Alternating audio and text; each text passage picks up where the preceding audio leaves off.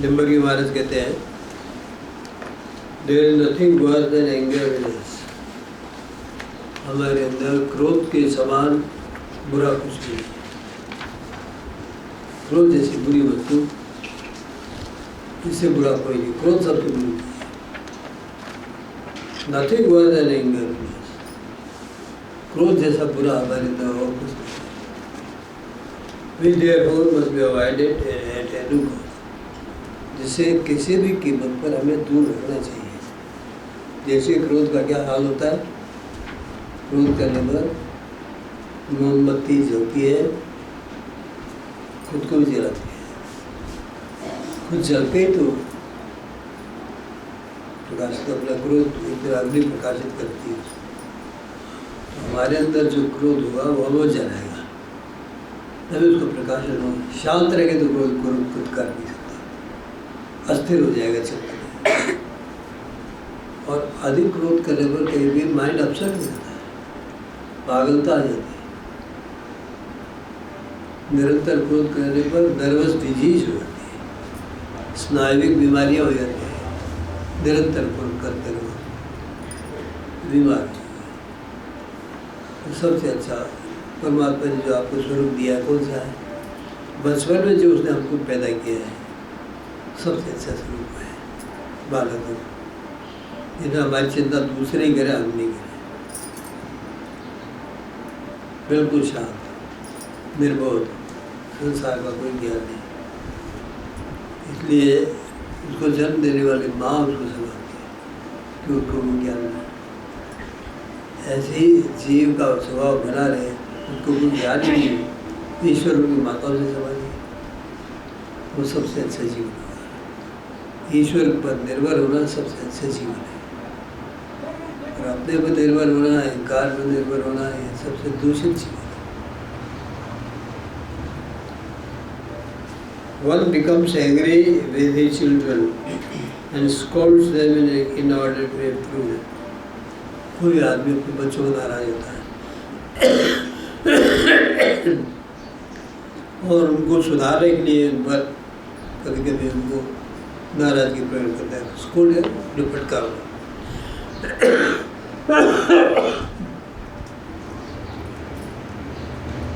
और उनको उनमें कोई सुधार लाने के लिए उनको फटकारता है, डांटता है।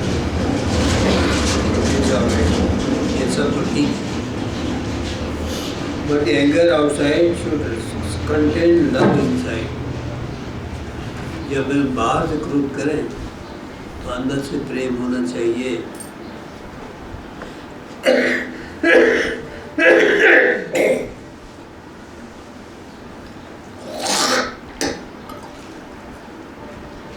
क्रोध तभी तक ठीक है जब तक प्रेम से युक्त। माँ अपने बच्चे पर क्रोध करती है तो प्रेम से युक्त होकर करती है। दूसरा आदमी क्रोध करेगा तो प्रेम से युक्त नहीं होगा, क्रोध से आवेश में, क्रोध के आवेश में करेगा, मारेगा, थप्पड़ मारेगा, छोरा मार देगा, क्रोध के आवेश में। ये क्रोध का परिणाम होता है। But anger outside should contain love inside. बाहर से जो क्रोध दिखाया जाए उसमें अंदर की तरफ प्रेम है। अर्थात क्रोध करने वाले का लक्षण ये होना चाहिए कि वो प्रेम से युक्त हो और हमारा हितकारी हो, हमारा हित चिंतन करने के लिए क्रोध करें, क्रोध करते नहीं।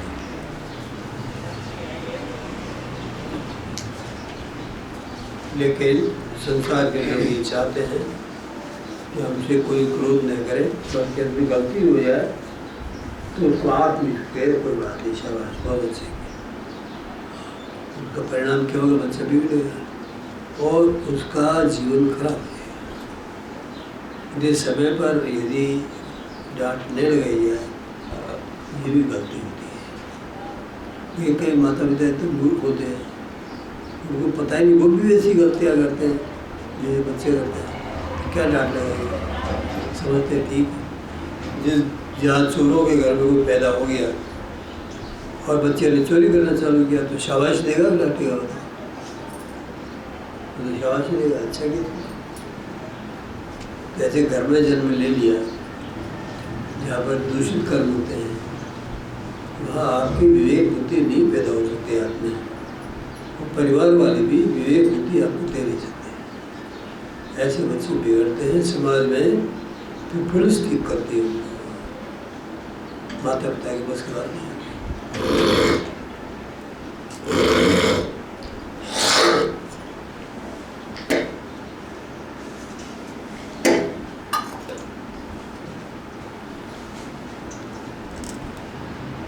मेरे सौभाग्य की बात तो ये हो कि माता पिता भी अच्छे स्वभाव वाले हो, सद्गुणी हो, और उनके उत्पन्न होने वाले संतान भी वैसे बने। ये ईश्वर की कृपा से होता है काम। यदि ईश्वर की कृपा न हो, माता पिता दुर्गुणी, उनके संतान भी दुर्गुणी, और महान कष्ट देने वाले होते हैं समाज के लिए। So that physical punishment or very bitter words will naturally be avoided. जो अंतर्हृदय में प्रेम होगा तो उसका परिणाम क्या होगा कि शारीरिक दंड, मुर्गा बन जा, 15-20 मिनट मुर्गा बने रहे, पीछे से डंडे मारते, पहले ऐसे पनिशमेंट देते।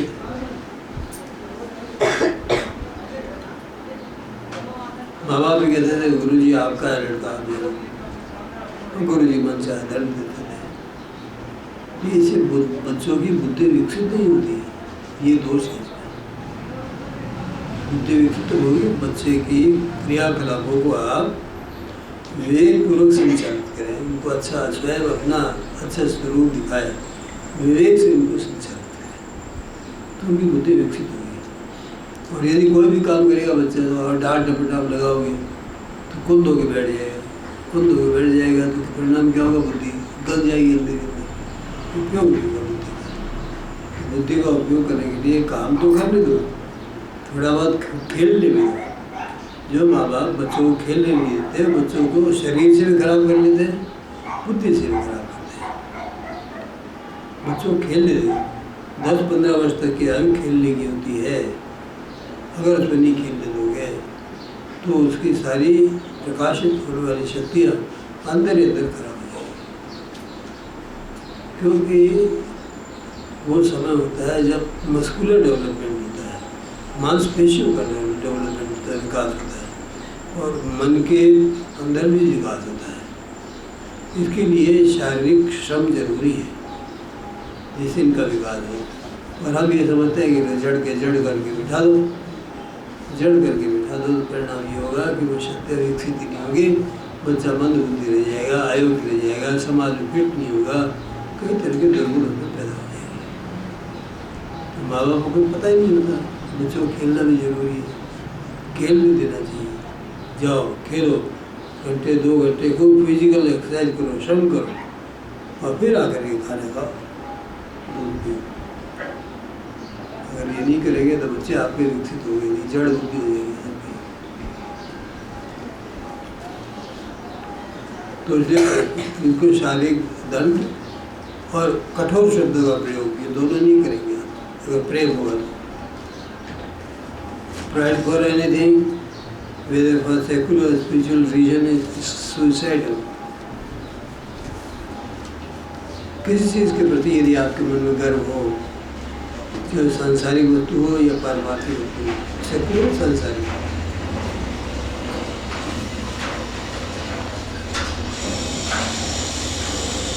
और स्पिरिचुअल पारमार्थिक, किसी भी चीज़ को के प्रति आपका गर्व पैदा हो जाए, चाहे शारीरिक सांसारिक वस्तु हो, चाहे परमार्थिक वस्तु हो।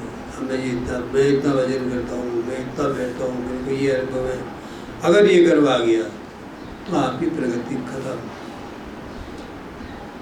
अगर आप प्रगति करना चाहते हो तो पीना सीखो, अनुभव को पी लो, एकदम प्रकट मत करो। प्रकट कर दो एकदम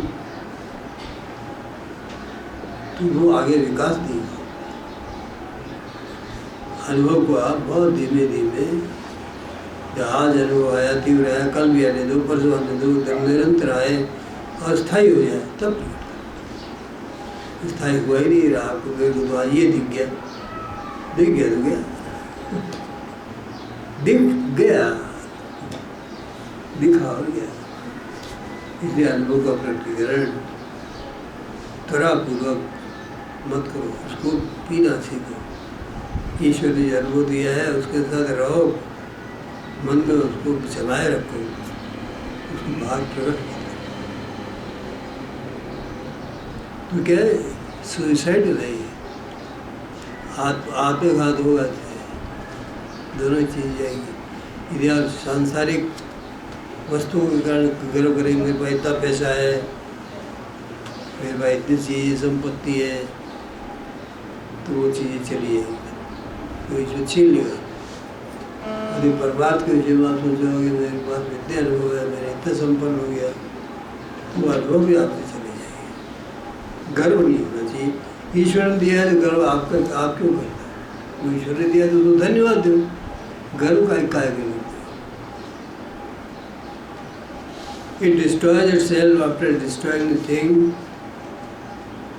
or the experience for which one becomes proud. ये गर्व स्वयं नष्ट हो जाता है। It destroys itself, ये अपने आप को नष्ट कर देता है। गर्व, जिस चीज़ के लिए यह गर्व होता है उस चीज़ के सहित अपने आप को भी गर्व नष्ट करता है। गर्व नष्ट गल जाता है। भगवान किसी का गर्व रहने नहीं देता। इसलिए यदि आप संसार के परमार्थ की किस चीज़ को लेके गर्विष्ठ हो जाएंगे तो गर्व तो जाएगा ही जाएगा, चीज़ें भी हाथ से निकल जाएगी, रहेगी नहीं। Likewise, it is greed, lust and infatuation that makes a man do an unjust thing, but the unseen consequence of it will be both painful. शांति समझ आ रहे हैं? अंग्रेजी तो नहीं, हिंदी तो समझ आती होगी ना। मैं हिंदी ऐसी बोलता हूँ जो नहीं पढ़ा हुआ भी समझ जाए। भगवान ने ऐसे आदमी भेजे जो पढ़े लिखे कम है, तो इन्हीं के लिए बोलना पड़ेगा।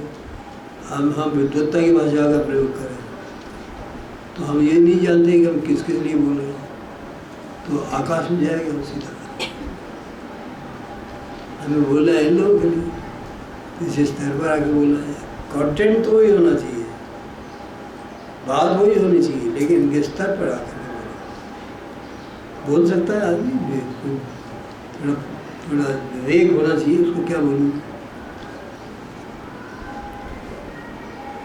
Likewise, it is greed, lust and infatuation. Likewise, इसी तरह से ग्रीड लालच, लस्ट वासना, इन्फेचुएशन वो। इसी प्रकार से लालच, वासना और वो that makes a man do an unjust thing, ये सब चीज़ें आदमी से गलत काम करवा लेती है। अगर आपको लालच है तो आप गलत काम कर लोगे, वासना है गलत काम कर लोगे, कोई भी बात करो। धन की वासना है तो गलत कमा लग जाओगे, घूस लेने लग जाओगे। धन की इच्छा है ना तो आप घूस लो, गलत काम करो, सजा मिलेगी ईश्वर से। फिर make a man do an unjust thing, वो आदमी से गलत काम करवा लेती है।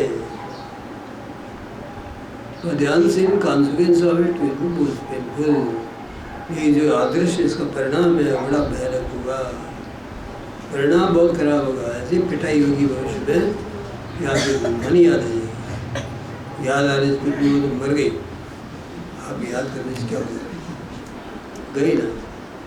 याद करते ना, पिटाई होगी तो नानी याद आती है। कहने का मतलब ये है कि ये सब, इन सब कारणों से जो आप गलत काम करोगे उसका परिणाम आपके लिए भुगतना बहुत कठिन हो जाएगा। तो ईश्वर के हाथ में ऐसा डंडा है, उसे कोई बच नहीं सकता। ऐसा अदृश्य दृष्टा है वो कि आप कितने छुप के करो, बंद कोठरी में करो, तो उसको पता लग जाता है। क्यों? वो आपके साथ ही रहता है हमेशा। आपसे दूर कभी जाता ही नहीं। तो ऐसे पुलिसमैन से जो आपके साथ रहता हो, उसको साथ रख के आप चोरी कैसे करोगे? सजा पाओगे? तो पुलिसमैन अंदर ही बैठा है, भगवान ने सबके अंदर पुलिसमैन रखा हुआ है। जो गड़बड़ करते हैं सबको सजा दे, पकड़ लेता है। तो याद रखो, पुलिसमैन अंदर बैठा है, आप उसे छुपा नहीं सकते। छुपाओ कैसे? छुपाना एक और अपराध हो जाएगा। चोरी करके फिर छुपाओ, झूठ बोलो, तो बहुत बड़ा अपराध है। इसलिए ईश्वर अंदर बैठा है, उसकी निगाहें प्रत्येक कार्य पर, विचारों पर होती है, ये समझ के रखना चाहिए। कार्य करते वक्त ये ध्यान रखो कि हम ईश्वर की दृष्टि में मौजूद है, हमेशा रहते हैं। तो आपको कोई गलत काम नहीं, और गलती हो जाएगी तो ईश्वर आपके स्वभाव के अनुसार गलती हो भी सकती है, तो ईश्वर को क्षमा कर सकते हैं, क्योंकि वो आपका स्वभाव है। बच्चे ने माँ को काट खाया, बच्चे करते हैं गड़बड़े से, काट खाते हैं, तो उसको न तो माँ मारती है न भगवान मारता है, बच्चे का स्वभाव है। उसमें सब आनंद ही लेते हैं। आज बच्चे के दांत तो आए, ऐसे कर उसको कोई दंड का भागी नहीं बनाता। इसी प्रकार से अज्ञानी बालक भगवान के अगर गलती करते हैं तो ईश्वर उनको अवश्य क्षमा करते हैं। लेकिन अगर ज्ञानी बालक हुए, पंडित हुए, तो उनके लिए सजा अवश्य मिल जाती है। क्यों? पांडित्य का अभिमान भी तो साथ में है ना, तो अभिमान को तोड़ना भी उनके लिए जरूरी है। तो उनके दुष्कर्मों के कारण दंड मिलता है, तो अभिमान भी टूट जाता है। पहले ये पता चला।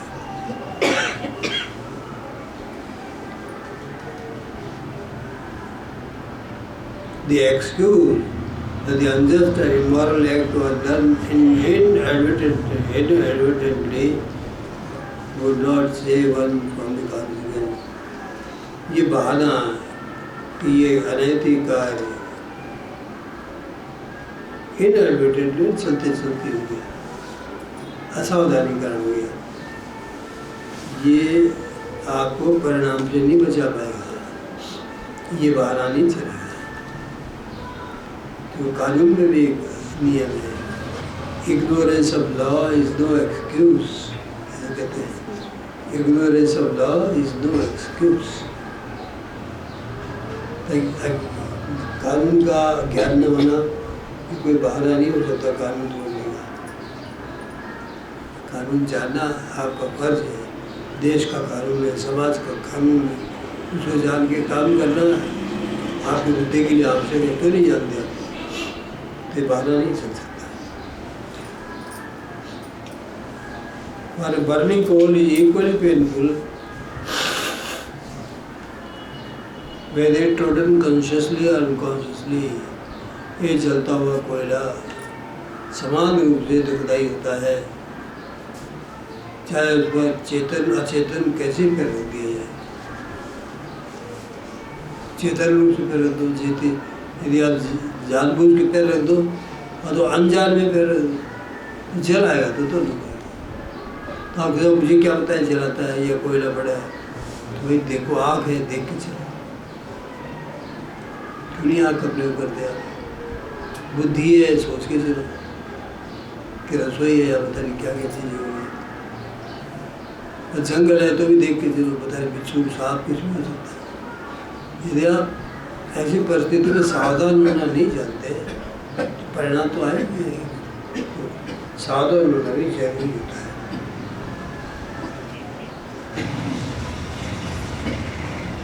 But burning coal is equally painful whether it is trodden consciously or unconsciously.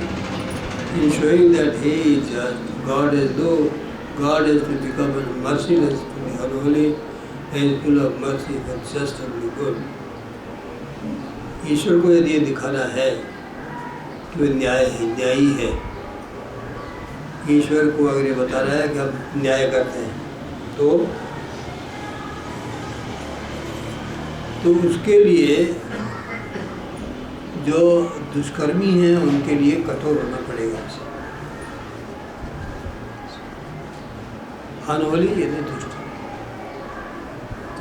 दुष्ट के लिए उसे मर्सीलेस है ना, कठोर, उसको कठोर होना पड़ेगा।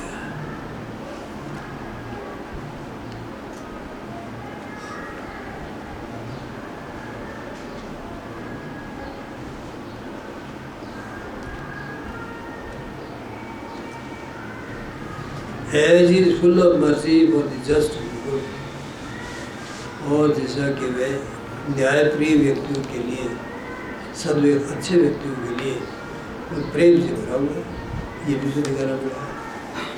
तो ये दो रूप ईश्वर के हैं। तो उसको हम यूँ कहते हैं कि एक धर्मराज के दो रूप हैं, एक तो यमराज है और एक Dharmaraj.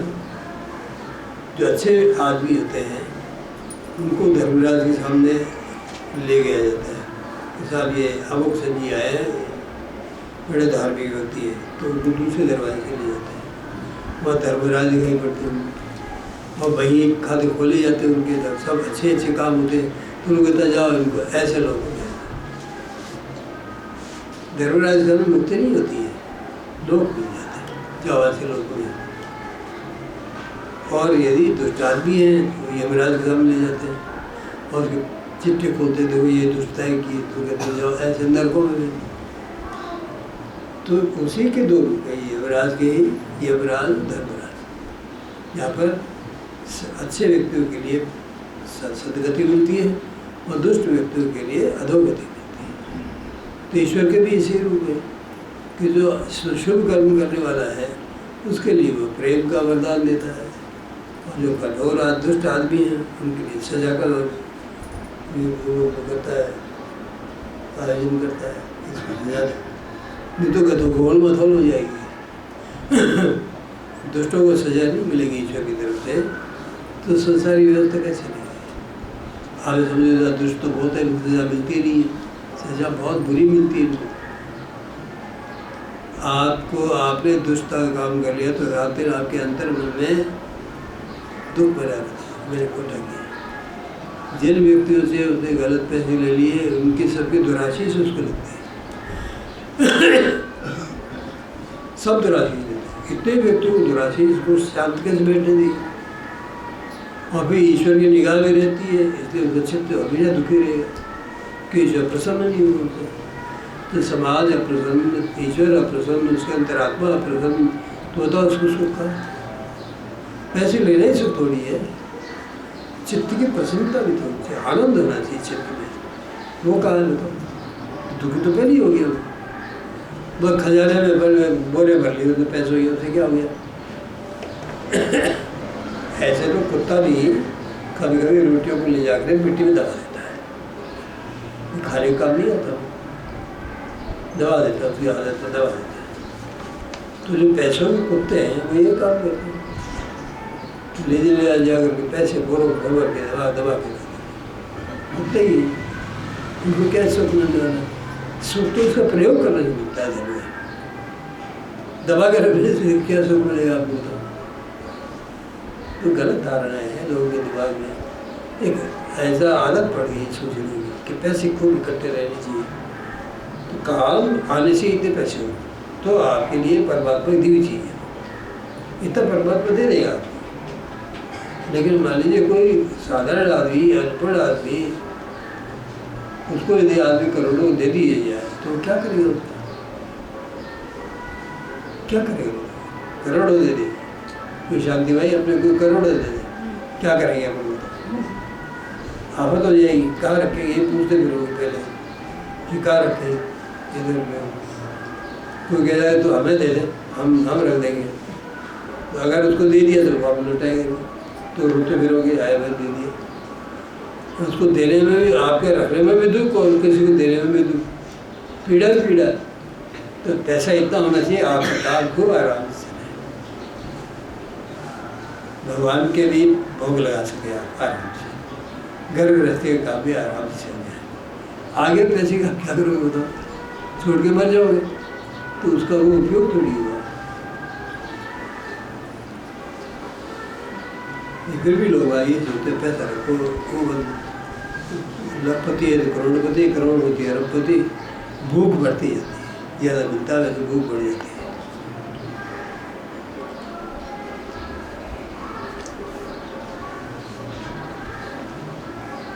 If one is really anxious that justice should be done, why should he be anxious about his future? अगर इस बात से के लिए वो चिंतित है कि न्याय होना चाहिए, जस्टिस शुड बी डन, न्याय होना चाहिए, अगर ये चिंता है तो उसके लिए चिंता हमें करने की जरूरत है। न्याय होना चाहिए, न्याय होगा। हम न्याय किसे कहते हैं कि हमारे लिए सब अच्छे अच्छे काम हैं, उसको न्याय कहते हैं। अगर आपने पूर्व जन्मों में चोरी चकारियाँ की है, अच्छे काम नहीं किए हैं, तो न्याय क्या होगा बताओ? न्याय होगा तो ईश्वर से क्या मांगोगे? न्याय मांगोगे कि कृपा मांगोगे? चोर आदमी कहेंगे होगा न्याय करना, तो उसको पुलिस वाला पकड़ लेगा, यही न्याय है आपके लिए। सारा चोरी का धन भी निकाल लेगा, पिटाई भी होगी, जेल में भी जाएंगे, न्याय हुआ नहीं। तो चिंता करो तो न्याय तो करने बैठा ही हो, सब पता है न्याय कैसे होता है। If one is really anxious that justice should be done, why should we be anxious about his future?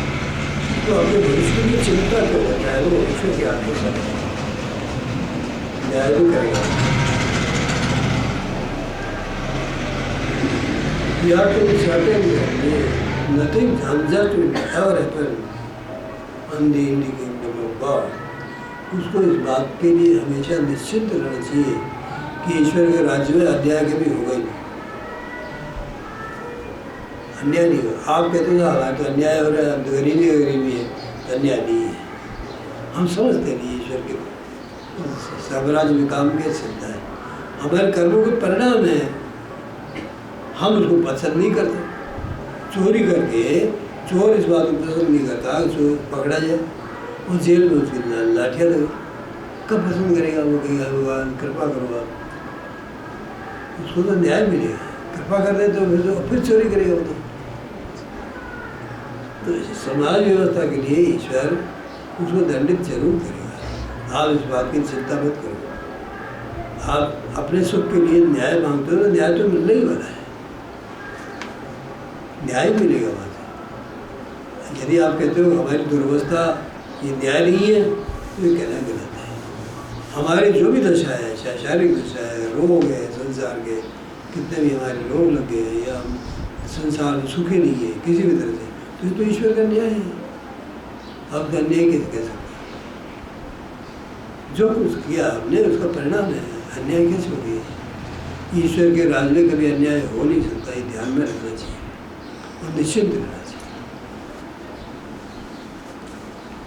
The only desire he might have is to aim as to when he will be graced by God. उसके तो जीवन में एक ही चिंता होनी चाहिए, न्याय की चिंता मत करो, न्याय तो करेगा ही करेगा, अन्याय कभी नहीं करेगा। आपने जितने सत्कर्म किए हैं उनका अच्छा परिणाम देगा, पर आपने जितने दुष्कर्म किए हैं उसका परिणाम भी वो देगा। तो उसकी तो चिंता छोड़ो, आपके जीवन में एक ही चिंता होनी चाहिए कि हमारे ऊपर ईश्वर की कृपा कब होगी, हमसे भजन कब होगा। अगर भजन होगा, ईश्वर की कृपा होगी तो हमारे सारे कर्म चल जाएंगे, न्याय अन्याय का प्रश्न ही नहीं उठेगा। तो करना तो यही चाहिए बात। भजन तो करते नहीं, कहते भगवान न्याय करो, कृपा करो, भगवान न्याय करो हमारे साथ, अरे न्याय करो। तुम भूखे मर रहे हो घर में बैठे हुए, कोई आदमी भूखा मर रहा है, 3-4 दिन से खाना नहीं मिल रहा है, लोग कहते हैं साहब भगवान कहा न्याय है, भगवान के घर में तो खाना नहीं मिल रहा है, भगवान के घर में न्याय है इसलिए खाना नहीं मिल रहा है। उसके अंतःकरण में उसके आप देखो, अगर उसने पूरे जीवन में आपके साथ ही दुष्कर्म किया हो, आपके साथ ही चोरी चकारी की हो, शायद उसी का पनिशमेंट मिले। यदि उसको दिल को खोल के जिसको कर्म संस्कार पढ़ के आप देखें तो ये मालूम पड़ेगा कि आपके साथ किया है सब काम, तो आपको तो ठीक है बंद कर लेंगे, बात बोलने ये कहोगे न्याय हो रहा है। संसार में जितने भी दुख है वो परमात्मा का न्याय है। संसार में भूकंप आता है, परमात्मा का न्याय है। संसार में बाढ़ आती है, विपत्ति आती है, परमात्मा का न्याय है। परमात्मा प्रकृति में शासन उसी का है। कर्म संस्कार इकट्ठे होकर के उसके न्याय को आहूत करते हैं, बुलाते हैं। जितने दुष्कर्म संसार एक मिल करके प्रकृति के प्रकोप उत्पन्न हो जाते हैं, रात को सजा देते हैं। सारे संसार में दुष्कर्म मिलते हैं और फिर इकट्ठे क्या न्याय होता है कि 20,000 आदमी 50,000 आदमी एक साथ मर जाए, भूकंप ईश्वर का। पुलिस में तो धन दे देगी, सब बदमाशी पूरी। तो प्रकृति सही न्याय कर देती है। और बाढ़ ऐसी आती है, सुनामी आती है, ओलावृष्टि होती है, पता नहीं क्या क्या ऐसे काम हो जाते हैं प्रकृति में। ये सब गुरु नानक देव जी भी यही कहते हैं कि ये सब कर्म सामूहिक कर्म होते हैं। कर्म इकट्ठे होकर के ईश्वर के न्याय को खींच लेते हैं। ईश्वर न्याय करता है, सारे समाज में उसके फिर क्रोध की वर्षा होती है। ये आप भजन करने वालों, निशान रखने वाले वहाँ पर ऐसी आएगी क्यों? यदि आप आनंद लेना चाहते हो तो आप संसार की तरफ देखना बंद करो। संसार से जो मिलने ईश्वर देगा आप ईश्वर का भजन करो। काहे चिंता करते हो? संसार में जो तुम मिलेगा ईश्वर देगा, तो इतना देगा, ऐसा सुंदर तरीके से देगा कि आपको पता भी नहीं लगेगा कैसे मिल गई सब चीज़ें। और आप यदि कोशिश ज़्यादा करोगे तो आप अपने सारा भविष्य बिगाड़ दोगे। तो ईश्वर के राज में उसका राज चलता है, उससे उसका निर्भर होना। आप तो अपने प्रयत्न से करते हो, अपने प्रयत्न से जो करोगे आप अपने जीवन में देख लो गलत दिशा में नहीं बढ़ जाओगे। जब भी आप अपने प्रयत्न करोगे तो आपकी दिशा गलत हो जाएगी, क्योंकि आप में बुद्धि नहीं है अपनी दिशा को निर्धारित कर सको। दिशा तो ईश्वर ही जानता है, आप कहाँ ले जाना है आपको। उसको छोड़ो, आप भजन करो, उसको काम करने दो। फिर बात कितना देखो बढ़िया जीवन चलता है। जो हमारा अनुभव हम जानते हैं, सुंदर जीवन चलाना हो तो ईश्वर को छोड़ दो, आप भजन करो, आनंद से खूब ठाठ से सो, चिंता ही करो, आपका जीवन इतना बढ़िया चलेगा। हाँ, ईश्वर को छोड़ के भजन करोगे, ईश्वर रहोगे तो आपको कभी सुख नहीं मिलेगा।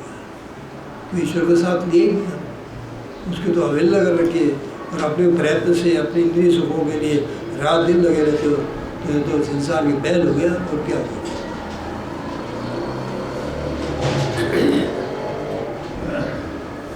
The only desire he might have is as to when he will be graced by God. उसकी एक इच्छा होनी चाहिए कि उस पर ईश्वर की कृपा कब आएगी। मुख्य चिंता ये करो जीवन में, इसी में लगे रहो। And when he would have some experience of God, और उसको ये लगना चाहिए कि मुझे कब ईश्वर का कोई अनुभव आएगा। अनुभव मेरे हृदय में उतरेगा, उसको मेरे हृदय में स्थापित करूँगा, उस अनुभव के साथ में रहूँगा, वो मेरा जीवन बन जाएगा। मैं चैतन्य रूप हो जाऊँगा, आनंद रूप हो जाऊँगा, संसार के जड़ रूपों से अलग हो जाऊँगा। इस बात की चिंता वो तो आप करते नहीं। आप सोचते हैं कब पैसा मिल जाएगा, कब मैं शादी कर दूँगा, कब मैं ये कर दूँगा, मेरे सब काम निबड़ जाएंगे। आप जैसे काम निबड़ गए फिर बुढ़ापे में क्या होगा, और कब मौत आएगी, कब बीमारी मिटेगी, ये हो जाएगा। बस संसार में आदमी कभी सुखी तो हो नहीं सकता। नानी ने सब काम निपटा दिया, अपने बेटी की शादी कर दी, बेटों की शादी कर दी, पोते पोती की शादी कर दी, सब काम करके निबट गए। फिर भागते फिरते संसार, हाय मेरे को मौत कब आएगी, हाय मेरे को मौत कब आएगी। ये चिंता तो कभी छोड़ा ही नहीं। नानी भजन करने वाली होने पर भी संसार से की आसक्ति से नहीं छोड़ पाई। क्या देखा ये बेटा मेरा, बेटी मेरे रखा, ये ठीक है, ये मेरा बेटा, ये ठीक है यार, रहूँगी नहीं, ये भी बेकार है यार, रहूँगी मैं। पता नहीं कौन सा सुख चाहते थे और क्या सुख उसको नहीं मिलता था। अगर वो ईश्वर के भजन में मस्त रहती तो सुख नाम के सुख ही सुख मिलता उसको। सब उसके लिए सुख देने वाले थे। ये उसके अंतर मन की और पीड़ाएँ थी जिस वजह से वो सुख नहीं ले पाएगी। This kind of anxious desire for having the grace of God will however be fulfilled only when he would pray to God to control his mind and his senses by employing them in the service to God. इस प्रकार के चिंतापूर्ण इच्छा, आतुरतापूर्ण इच्छा, ईश्वर की कृपा प्राप्त करने के लिए आतुरतापूर्ण इच्छा होनी चाहिए, व्याकुलतापूर्ण इच्छा होनी चाहिए। केवल इच्छा नहीं होती। केवल इच्छा किसी होती है? एक बुद्धिमान आदमी। इस किताब को पढ़ूंगा, मैं तब तो नहीं करूँगा, आज चलो 60 पेज पढ़ लिए, कल पढ़ूंगा। कोई पढ़ा नहीं है, किताब पढ़ी है, बैठे मैंने किताब पढ़ी है ना, कितनी किताब पढ़ी, किताब पढ़ कर गया 60-70 पेज पढ़ लिए, चलो थक गए, कल पढ़ेंगे। कोई व्यग्रता ही नहीं, कोई चिंता ही नहीं, आराम से किताब भी बैठे, रब भी बैठे, निकलेगा दिन और फिर पढ़ लें। लेकिन ये व्यग्रतापूर्ण चिंता है, कब ईश्वर मिलेगा, इसके लिए ऐसे अवॉइड नहीं कर सकते। उसके लिए तो निरंतर प्रतीक्षण चिंता रहनी चाहिए कि कब मिलेगा, कब मिलेगा। ऐसे व्यग्रतापूर्ण, व्याकुलतापूर्ण चिंता होनी चाहिए, क्यों ईश्वर की कृपा हमको कब मिलेगी, कब उतरेगी। और फुलफिल्ड ओनली वे, ये कब होगी इच्छा, कब पूर्ण होगी? When one would pray to God to control his mind. जब कोई आदमी ईश्वर से प्रार्थना करेगा कि आप मेरे मन को कंट्रोल कर दो, इन पर आप नियंत्रण कर दो।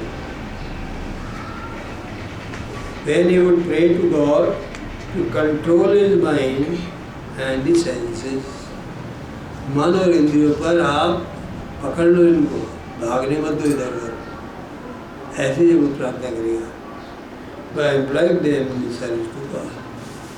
कब होएगा? जब आप मन और इंद्रियों को ईश्वर की सेवा में लगा और फिर प्रार्थना करो। फालतू बैठे बैठे नहीं कर सकते आप, इंद्रियों को और मन को ईश्वर की सेवा में लगाओ, मन से उसका चिंतन करो और इंद्रियों से उसके काम करो, उसकी सेवा करो। नाल में जैसे आप ये काम कर सकते हो, शिव मंदिर में जाओ, लाइब्रेरी में जाओ, चिंतन करो, और आश्रम के अंदर हाथों से काम करके उसका नाम लेते हुए उसका काम, ये दोनों कामों से धो सकते हैं। लेकिन हम एक पक्ष में लेते हैं कि ध्यान करना ज़्यादा जरूरी है, वही आवश्यक है। तो आपका इंद्रियां इसमें नियंत्रण में नहीं आएगी। इंद्रियों को नियंत्रण करना हो तो इंद्रियों को भी लगाओ, झाड़ू लगाओ। ईश्वर को खुश करना है, प्रसाद बनाओ, खुद बनाओ, ये नहीं बाजार चला के बोलने को चढ़ा दिया, ये खुद बना के खिलाओ। आप तो तभी काम करेंगे ना, उसका भजन सुनो, काम करेंगे, दूर रूप का दर्शन करो अनुभव में, तब आप काम करेंगे। उसको सुगंध लो अनुभव में, तो आप काम करेगा। ये सारे शरीर को अनुभव आना चाहिए और सारा शरीर, सारी इंद्रियां उसके काम में लगनी चाहिए। जब आप लगा दोगे तो कहाँ जाएंगी? तो मन और इंद्रियों पर नियंत्रण करने के लिए उससे प्रार्थना करो, उसकी सेवा करके, तब जाके इन पर नियंत्रण होगा। यदि आप ये सोचते हैं कि संसार में रहते हुए नियंत्रण हो जाएगा, तो आज हो निकल कभी नहीं हो जाएगा। उसको अपने जीवन में घटा, आप देख लो जीवन में ये बातें आपने की कि अगर की होती तो नियंत्रण में होता था। No doubt there may arise occasions when the devotees of God are tested. कभी कभी ऐसे अवसर भी आते हैं जब ईश्वर के भक्तों की परीक्षा होती है, परीक्षा होती है, जब सेवा करते करते परीक्षा होती है। रोज भजन में आ जाते हैं, परीक्षा होती है, बीमार पड़ा दिया भगवान, बुखार चढ़ गया 104, आप कैसे हो गए, परीक्षा होती है। तभी भी अगर आप जाते हैं तो आप पास हो जाते हैं। ईश्वर के यहाँ भाव की दृढ़ता का फल मिलता है, चैन में है, अच्छी तरह से है, सब कुछ ठीक है, तब रोज सबसे 2 बजे पहुँच गए, भजन सुनिया है, या पर सब कुछ सुनिया है वहाँ पर। ये नहीं, टेस्ट होता है, साल में पढ़ने के बाद बच्चे का टेस्ट लेते हैं और टेस्ट लेके पास करते हैं। ऐसे ही आप भजन करते करते आपका टेस्ट भी होता है। ऐसे विचित्र परिस्थिति आती है, या तो आप डिग जाते हो या बच जाते हो। ईश्वर की परीक्षा, अगर आप डिग गए तो फेल हो गए, यदि डिगे नहीं, आप लगे रहे बराबर, आपका अच्छे नंबर से। कितनी दृढ़ता से लगे हो आप, कितनी बड़ी परिस्थिति है छोड़ करके उनका उल्लंघन करके भी आप लगे रहते हो, आपको उतने अच्छे नंबर मिले। और यदि थोड़े से डिग गए और थोड़े से लग गए तो 50% मार्क्स आ जाएंगे। और पूरी तरह लग गए, पूरी उपेक्षा करती परिस्थिति होगी तो आपको 100% मिलेंगे। नंबर लेने का आप पर निर्भर है, आप कितनी दृढ़ता दिखाते हैं ईश्वर की तरफ जाने के लिए, उतने नंबर आपको मिलेंगे, उतना ही दर्शन आपको मिलेगी, उतनी कृपा आपको मिलेगी। मुफ्त में तो कोई चीज़ नहीं मिलेगी, धोखेबाजी से ईश्वर का धोखेबाजी नहीं। आपकी दृढ़ता कितनी है, मैं कहीं को तुम ऐसा करते भाई ऐसा करो, मुझे असमर्थ है, क्या करें, असमर्थता का हमारी परिस्थिति है ऐसी थी। ईश्वर तो इसको नहीं देखता, ईश्वर देखता परिस्थिति तो मैंने भेजी थी, रिक्शा उल्लंघन करके आने की, ये तो मेरा पेपर था, मैंने सेट किया था तेरे लाइफ के लिए हैं, ये तो पेपर सेट किया था तो जिम फिर ऐसा क्या करें, सवाल बड़े कठिन आ गए, आउट ऑफ कोर्स आ गए था, आउट ऑफ परीक्षक कहता आउट ऑफ कोर्स कहा थे, मेरा दिमाग जो है आउट ऑफ रेस था, इस दौड़ में दिमाग तेरा गायब था, पढ़ा नहीं तूने ठीक करो, तुम्हें पता नहीं कोर्स में क्या है।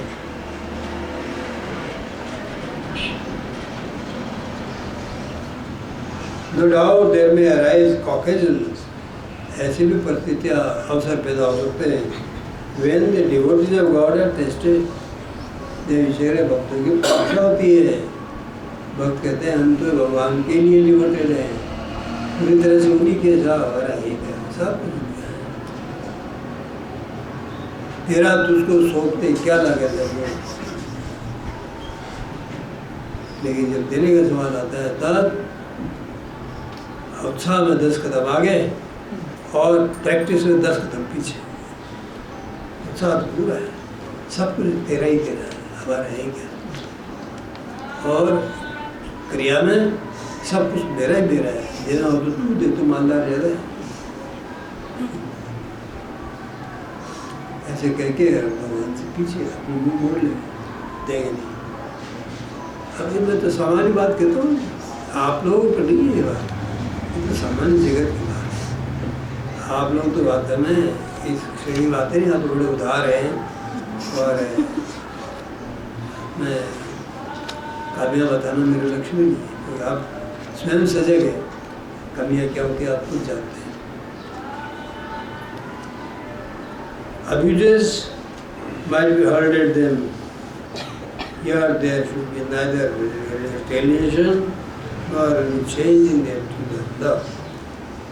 तो टेस्ट कैसे करते हैं देखो, यदि उनके ऊपर गालियों की बौछार की जाए, गालियों की बौछार की जाए तो उसके अंदर या तो प्रतिशोध की भावना होती है या उनके प्रेम की भाव में कोई अंतर आता है, प्रेम भाव अंतर उनके लिए आता है। सब पुरुषों का यही लक्ष्य है। यदि आपको उन्होंने प्रेम का वरदान दे दिया है तो वो अपना प्रेम अपनी ओर से हटाएंगे नहीं, आपको समझने में टाइम लगेगा।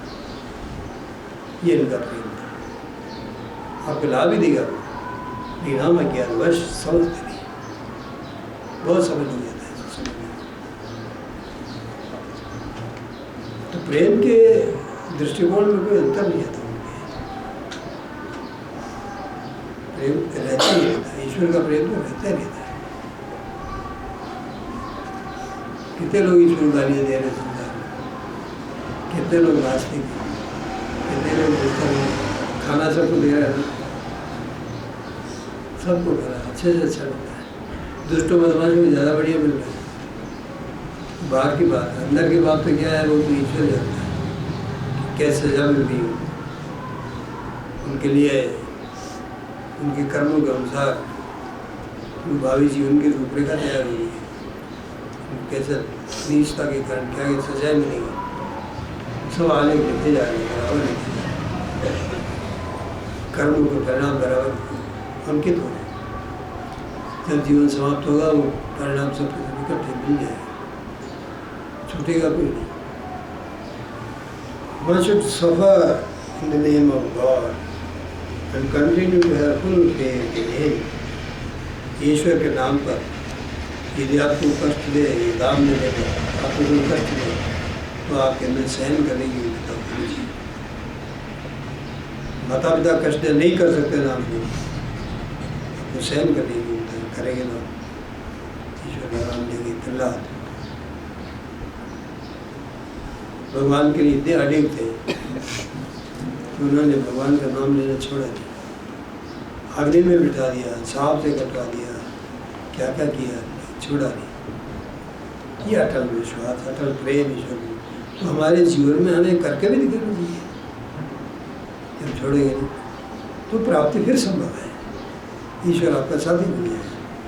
या स्वयं चराई के डिग जाए, अरे इतनी कठिन करती तो कहाँ जाए, बुखार है कहाँ जाए, माँ बाप से इतने नाराज हो रहे कहाँ जाए, इनको खुश रखो, इनके तेल मालिश करो, ज़्यादा ठीक है। भगवान तो रूखा सूखा खिला दो, कोई बात नहीं, तो इनको खुश रखो। ये माता पिता वास्तव में ये ईश्वर के द्वारा भेजे हुए टेस्ट है आपके। माता पिताओं के प्रेम को भी उल्लंघन करके तुम मेरे पास आ पाएगा तो मैं जानूँगा। जब टेस्ट है भगवान को, क्योंकि वो सबसे बड़ा माता पिता है वही, उसके पास नहीं जाके संसारी माता पिताओं से आप चक्कर बढ़े है, तो ये हमारा ज्ञान। Verily, the saints endure the insults given by people. वास्तव में संत लोग मनुष्य के द्वारा जिनका अपमान किया जाता है उसको सहन करते हैं, काम छोड़ के नहीं रहते, सब सहन करते हैं। बहुत कम लोग उनकी कार्य क्रियाकलाप को समझते हैं, अधिकतर गलत ही समझते हैं, लेकिन वो अपने कार्य में लगे रहते हैं, छोड़ते नहीं। वेरी बात करें, the saints endure the insult, endure सहन करना, insult अपमान सहन करते रहते हैं, given by the people, and do not allow the equipoise of their life to be disturbed. जितने अपमान लोग उनको सहन करते हैं, उनको सहन कर लेते हैं, देते हैं, वो सहन कर लेते हैं, और अपने मन के संतुलन को, इक्विपॉइस संतुलन, मन के संतुलन को कभी भी डिस्टर्ब नहीं होने देते, बिगड़ नहीं देते, मन के संतुलन को वो बनाए रखते। ये उनकी विशेषता होती है, मन के संतुलन में बनाए रखेंगे तो संसार से उनको लेना देना नहीं, संसार के व्यक्तियों से लेना देना नहीं, संसार से उनको कोई स्वार्थ नहीं, संसार में उनकी कोई हानि नहीं। उनका मन का डिस्टर्ब कैसे होगा? मन का डिस्टर्ब तो होता है जो हानि होगी, उनकी कोई हानि, उनको इसके लेना देना क्या हानि करेगा? जो लंगोटी लगाए बैठ जाए जीवन में, उसकी क्या हानि, क्या छीनी होगी? अगर लंगोटी भी वो छीन ली जाए तो भी उसका क्या छीन लिया? भगवान लंगोटी तो कहीं और भी दे देगा, कुछ छीन ही नहीं सकता। सत्पुरुष के पास जो वास्तविक धन है उसको भी छीन नहीं सकता, तो परमात्मा को भी धन के साथ रहता है, ये क्या छीनी होगी उसे? Recompense of this is not for to see. यदि उनको तंग करता है तो उसका रिकम्पेंस, उसकी प्राप्ति पर भरण अधिक दूर नहीं होता है, प्राप्ति हो जाती है। God shows His grace all the more on His hand who suffer for Him. जो ईश्वर के लिए कष्ट सहन करता है, ईश्वर उसको और अधिक कृपा का दान करता है, इसलिए रिकम्पेंस हो गया, प्राप्ति होगी, पुनर्भरण हो गया, कोई बात नहीं। तो संसार लोगों ने क्या कष्ट दिया, मैं और आ गया तेरे पास, क्या कष्ट देने को पड़ा? जिसमें दुख का उद्वेलन ही नहीं, कष्ट क्या देगा? जिसके दुख का उद्वेलन होता है कष्ट हुआ ना, दुख का उद्वेलन नहीं, क्या कष्ट देगा? किस चीज़ को अपनी मानते ही क्या कष्ट देगा? सत्पुरुष को यही होता है कि वो किसी वस्तु से उनको लगाव तादाद भी नहीं होता, इसलिए उनके घर से कोई उठा के ले गया तो कहता ठहर ठहर, तो ये चीज़ ले जा रहा है ना, तो ये ऐसी और रखी मेरे और नहीं।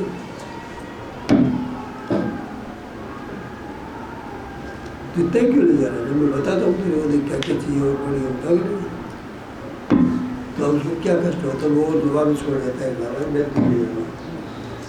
या आप खुद दे रहे हो, आप भी इतनी उदारता है, ऐसे आप महान व्यक्ति आपके चोरी में नहीं हुआ मिल गए, ऐसे उदाहरण मिले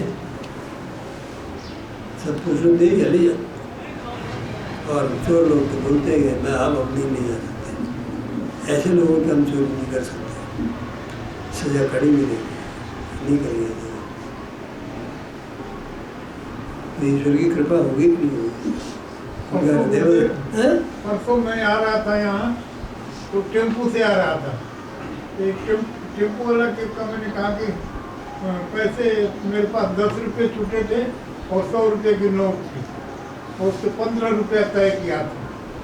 तो मैंने 100 रुपये की नोट दिया तो कह कि छूटे लाओ, छूटे तो मेरे पास है नहीं भाई, बोले सत्संग के लिए लेट होगा। 10 रुपया उसको दिया, तो कहे कि 10 तो मैं नहीं लूँगा, 15 लूँगा। मैंने 15 में कहाँ से लाऊँ? तो कहे कि मैंने कहा तुम ही लाओ कहीं से, तो कहे कि नहीं मैं कहाँ जाऊँ, तुम दुकान से किसी से लाओ। तो यहाँ आके देखा तो इसकी दुकान बंद थी। फिर मैंने यार 100 रुपये की नोट लो, तुम छोड़ो मेरा पिन। तो कहे कि ना मैं नहीं लूँगा।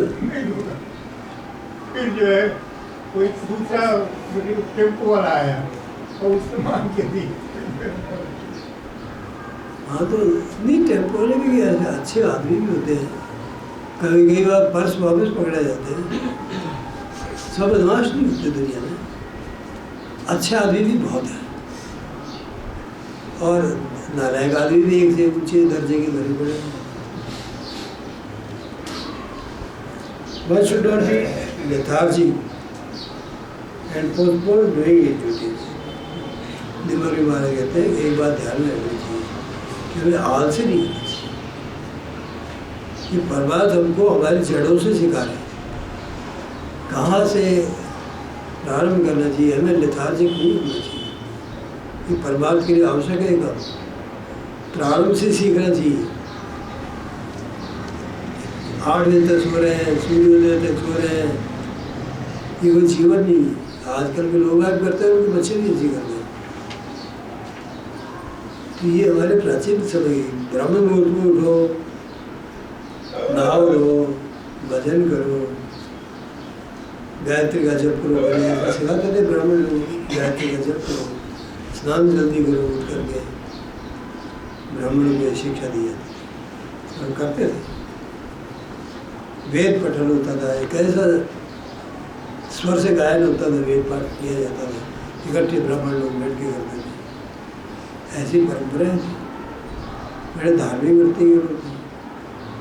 आप तो धार्मिक वृत्ति वालों को मजाक उड़ाते हैं लोग। ये देखो चांद में पहुंच गए लोग, अब तक ये गीत गा रहे हैं भगवान की, यहाँ बैठे रहते। तो ये बहुत बड़ी चीज़ है उनके लिए, चांद में पहुँच गए तो मंगल में पहुँच जाओ तो क्या हो जाएगा? पृथ्वी के नियम तो पृथ्वी के नियम रहेंगे, भगवान की तो उपासना होगी। मन लेथार्जिक, हमें लेथार्जिक यानी सुस्त नहीं होना चाहिए, आलसी नहीं होना चाहिए, and postpone doing his duty, और अपने कर्तव्यों को आगे नहीं खिसकाना चाहिए, आज नहीं कल करना है। ये मन की आदत करेगा, आज का काम कल करेगा। आज कई बात हो सकती है, कल आवे ही नहीं, और आए तो ऐसी परिस्थिति आ जाए कि आदमी को काम ही नहीं, बुलाने के लिए आया आप, तो अत्यंत आवश्यक आप बुलाया था, वो जाना पड़ेगा। पता नहीं क्या हो सकता है, तो जिस घड़ी उचित अवसर है उस कर लो, वो काम नहीं करना है। The moment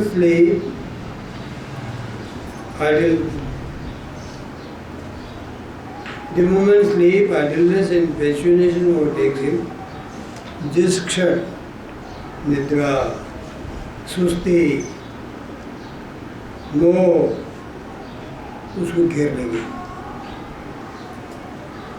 that very moment he should nip it in the bud and not allow it to grow. उसी क्षण इन सब चीज़ों को उसे जड़ में ही उखाड़ देना चाहिए, नींद पिंदी पड़ी जड़ से ही उखाड़ देना चाहिए। आलस करना नहीं चाहिए। भजन करने के 4 बजे से उठो, 4 बजे उठ जाओ, 4 बजे भजन को बैठ जाओ, 3 बजे बैठना चाहो 3 बजे बैठ जाओ, और उसका परिणाम ईश्वर आपको देख। सुस्ती से पड़े रहोगे, माइंड तुम्हारा मूर्ख बन जाएगा। जितने भी अच्छे अच्छे विद्वान बने हैं सब वही बने हैं, या तो देर तक रात को पढ़े हैं, ये भजन किया है, या प्रातःकाल जल्दी उठे। देर रात तक पढ़ने वाले जैसे मिल्टन, वो कहता है one who goes to sleep before 12 is a scoundrel. जो रात्रि को 12 से पहले सोने के लिए चला जाता है, व्यवसाय या भजन नहीं करता, वो तो दुष्ट है, स्काउंडरल है, मिल्टन कहता है। और वैसे ही करता था, रात को अंधा हो गया लेकिन पढ़ने का उसका व्यसन नहीं किया, सुनता था। जिस क्षण निद्रा, आलस, मोह उनको घेरने, उसी क्षण उनको जड़ से उखाड़ दे। माने नहीं उनकी बात। शरीर कहता भैया सो जाते बोलते हैं, मैं बड़ा दुखी हूँ, क्यों होता है इतना जल्दी? उससे कहे तो चुप, हम उठते हैं। उठते कहते थे सर्दी हो, अपनी इच्छा नहीं हो, आप लात मार के रजाई को दूर फेंक, अपने आप उठ जाओगे। तुमसे नहीं उठा जाए तो पैरों से कह दो भैया लात मार दे इसके। ये रजाई क्या है? ये निद्रा का वो है, पिंजरा है, उसको निकाल के फेंक तो ठंड के बारे अपने आप उठ जाओगे। सब लोग बताते तो बड़े अच्छे तरीके हैं, लेकिन फिर संसार लोग क्या करते हैं, रात को रजाई तो फेंकेंगे, लेकिन पिन लगा देते हैं सिर के पास, गद्दा रजाई को फिर से सीधे। तो कहे अनुसार हम तो लगाए थे लाभ, कोई रजाई नहीं है, हम कहते रजाई नहीं है, पिन लगा।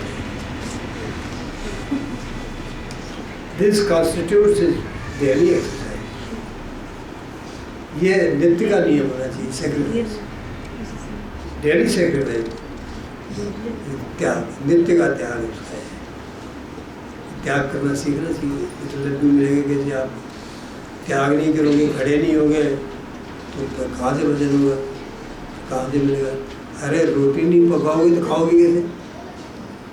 रोटी पकाने रसोई पूछते हो ना, पूछते हो, आटा पिसवाते हो, पीसते हो, रोटी बनाते हो, आग के पास बैठते हो, कितना परिश्रम करता तब खाना मिलता है। इधर से ईश्वर का भजन नहीं करोगे तो आपको संसार में गरीबी रहेगी। जो गरीब हो गया है संसार में, उन्होंने ईश्वर का भजन प्रॉपरली नहीं किया, गए जन्म ये तो गरीब क्यों होता? इतना मिलता है आपको, आनंद से खाता है। एक को भगवान गरीब इसलिए बनाता है कि भजन ही भजन करे, संसार में जाएंगे। एक को गरीब इसलिए बनाता है कि दुष्ट कर्म किए इसलिए पैसे ही नहीं दूंगा। दोनों कारण होते हैं। तो यदि आप भजन नहीं किया है, आपने ईश्वर को प्रसन्न नहीं किया है, संसार में सुख कहाँ से मिल जाएगा? ईश्वर को छोड़ के सुख मिला है क्या दुनिया में? Never should tell a lie. मिथ्या भाषण इसको कभी नहीं करना चाहिए। Excepting on an occasion when you say life of another person.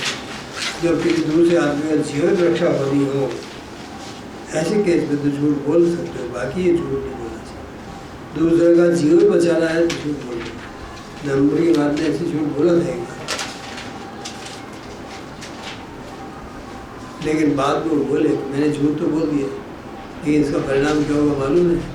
मेरे मृत्यु के समय 4-6 घंटे पहले मेरी जीभ लड़खड़ा जाएगी, बोला नहीं जाएगा। देख लेना।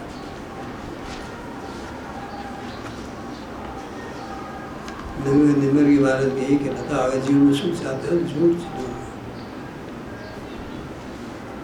हमारे यहाँ तो झूठ ऐसा है कि जैसे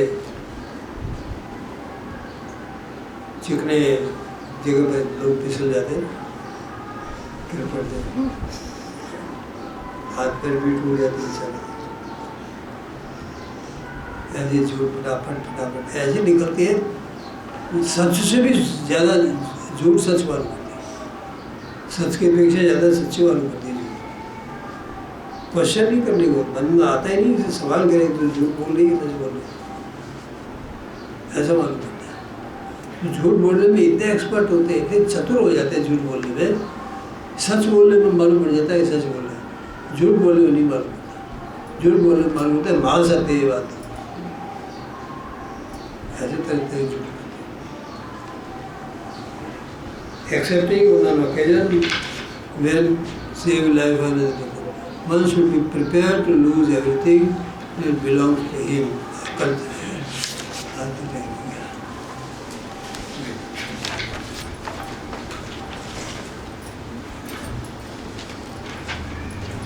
यह बात की किताब मामूली सी, लेकिन इसमें परमार्थ के लिए बहुत कुछ है।